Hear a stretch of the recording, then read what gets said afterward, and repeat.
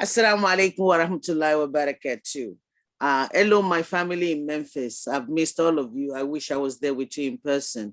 But I had a conflict this week and I'm not able to make the trip. But inshallah, I hope I get the opportunity to see you all very soon. I wanted to share a couple of things with you with regards to the webinar training that we're doing today.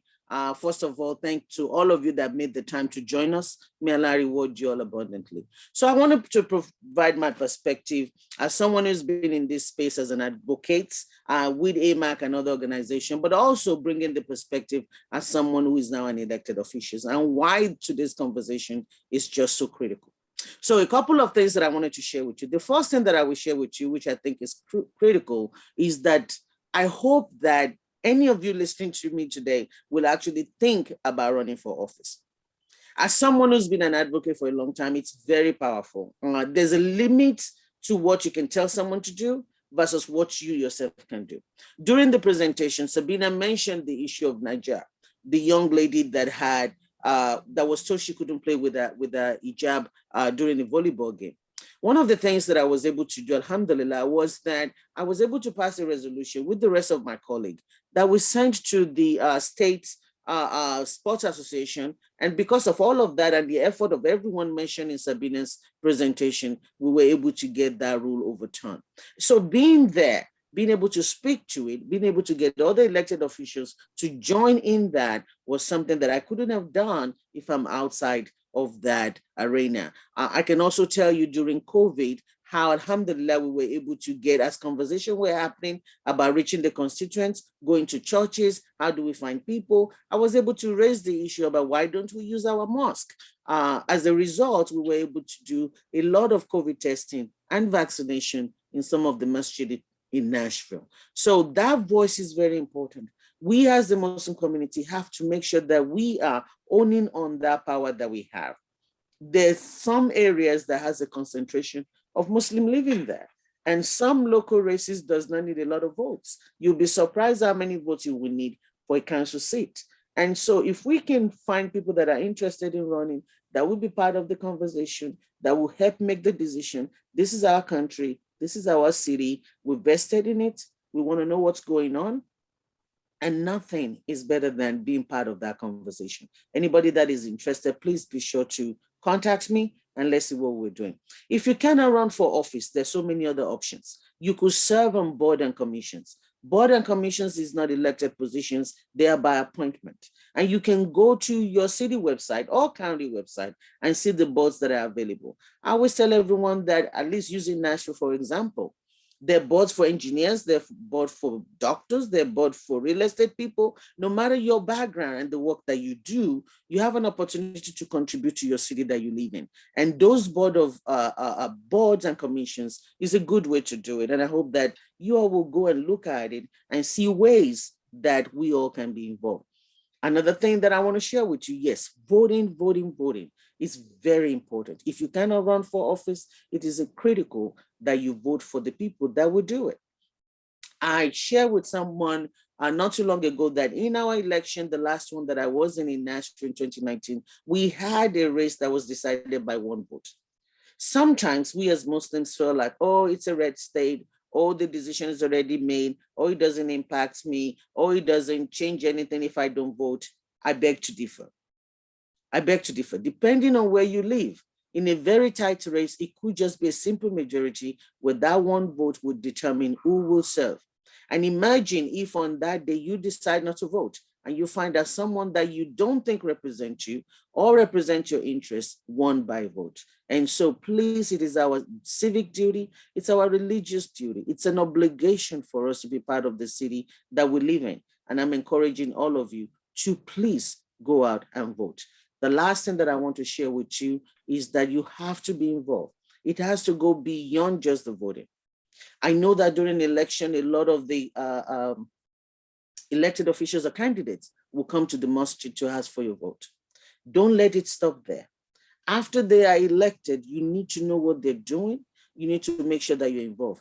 Alhamdulillah, the Muslim Day on the Hill is a AMAC way of getting us to get our legislators involved. And we will do that on the state level.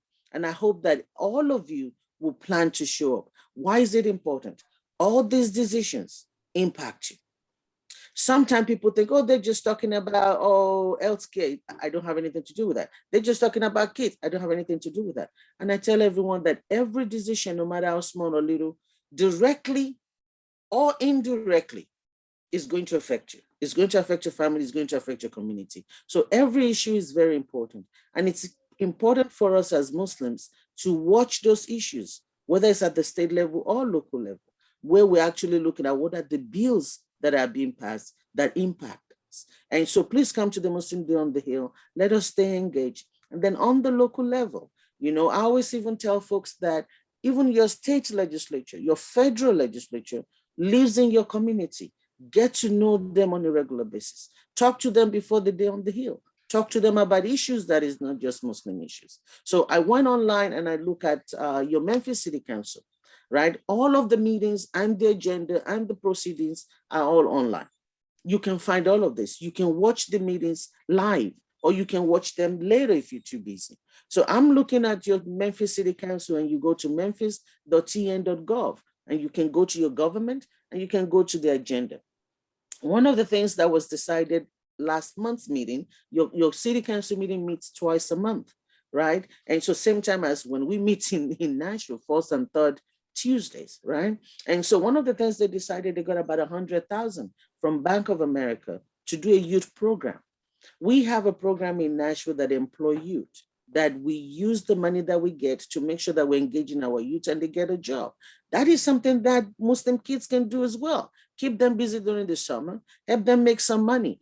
Those are decisions that are being made, and that's just a very quick overview or just looking at the website. There's a whole lot more that you can glean from it. As a politician, there are two things that matters, and people as a politician are very interested in money and in votes. So when there's an issue that I'm looking at on the council and I'm trying to make a decision, I look at the people that are contacting me, I look at the email that they're sending me, I look at what is the pulse of the city and what do the people want. Your elected officials would not know what you want. They would not know what you want them to do if you're not engaging them. So I'm trying to encourage all of you, please, we serve you, we work for you. Your elected officials work for you. They're being paid with your tax money. And it is important that you make sure that you engage them. It is important that you communicate with them, email them, text them. Some of you have elected officials that you very have good relationship with, right? And you know they're going to do the right thing anyway. Still email, let them know you support them. Let them know that you like the job that they're doing. Let them know that you're in agreement with their vote. Let their colleagues know.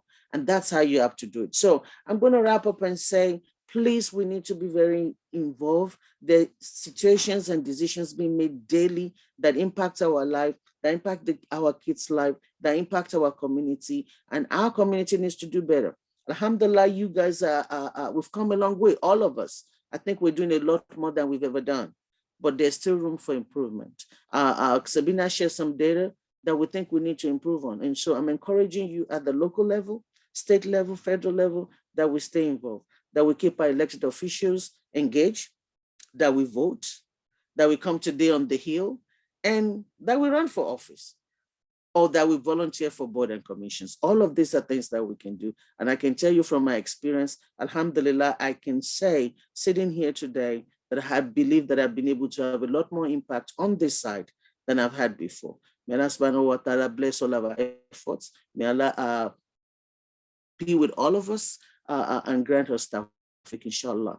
Thank you all again for being here. And I look forward to seeing all of you at the Muslim Day on the Hill on March 9. Jazakumullah khair. Assalamu alaikum wa rahmatullahi wa barakatuh.